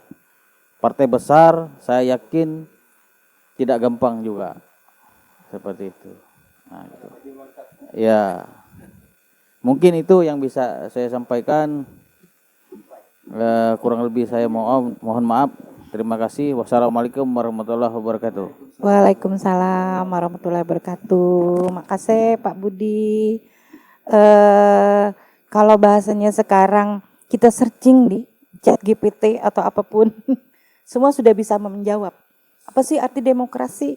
Apa sih dewan itu? Dari rakyat kembali ke rakyat, untuk rakyat dan sebagainya. Tapi orang semua akan bilang teori aja itu. Fakta-faktanya itu nggak akan seperti itu, ya. Dan kita tadi malam hari ini kita mendapatkan banyak pencerahan gitu ya, karena kalau Pak Suhari udah nyampaikan bahwa ini kita beban amanah dari yang di atas kok akan kembali ke atas, nggak akan dibawa semua hartanya. Siapapun yang menjadi penguasa sekarang itu tidak menjadi pemenang. Amanah yang berat yang ditanggung oleh seorang pemimpin. Dan kita pun masing-masing adalah seorang pemimpin di kehidupan kita masing-masing seperti itu. Nih luar biasa nih, Masya Allah. Makasih sekali lagi Pak Suhari. Alhamdulillah udah bertemu malam hari ini, datang jauh-jauh ke kedai kami. Mudah-mudahan sehat walafiat ya. Dan tetap menjadi guru ya, guru politik tadi. Alhamdulillah lah, makasih lah. Lah nyebutnya kan belotul kami itu guru politik gitu ya. Ada banyak kawan-kawan guru politik yang memperjuangkan Bangka Belitung juga ya. Bukan hanya ayah kami. Dan beliau selalu mengingat Pak Sukron, Pak Budi Mai. Mungkin aku tidak kenalkan Pak siapa Ikam. Aku familiar dengan muka tapi kelupaan nama gitu. Ya. Bukan berarti kita tidak ingin melupakan, tapi mun kata belotu itu kadang-kadang banyak orang yang dilupakan. Ya. Bukan nak minta bahwa aku pernah berjuang, bukan. Tetapi apa yang disampaikan ini adalah sebetulnya adalah motivasi untuk generasi kita ke depan. Usah takut nak berpolitik, usah takut nak berpartai politik. Benar? NKRI ini kita butuhkan untuk tetap kuat sebagai NKRI. Mungkin itu doa dan harapan kita semua. Insya Allah mudah-mudahan Belitung pun ya tetap kita kuatkan pemimpin kita yang ada di Belitung ini ya. Kedai Pak Itam bukan ingin memprovokasi, bukan, hanya ingin memotivasi, hanya ingin memberikan pencerahan dan menjadi ruang bagi kita untuk berbicara yang baik dan benar tadi kata Pak Suhari. Mudah-mudahan diijabah doa-doa kita semua menjadi hal-hal yang berkah bagi kehidupan kita pribadi. Terima kasih. Kedai Pak Itam hanya sebagai pemantik agar kampung kita semakin asik. Wabillahi taufiq wal hidayah. Wassalamualaikum warahmatullahi wabarakatuh.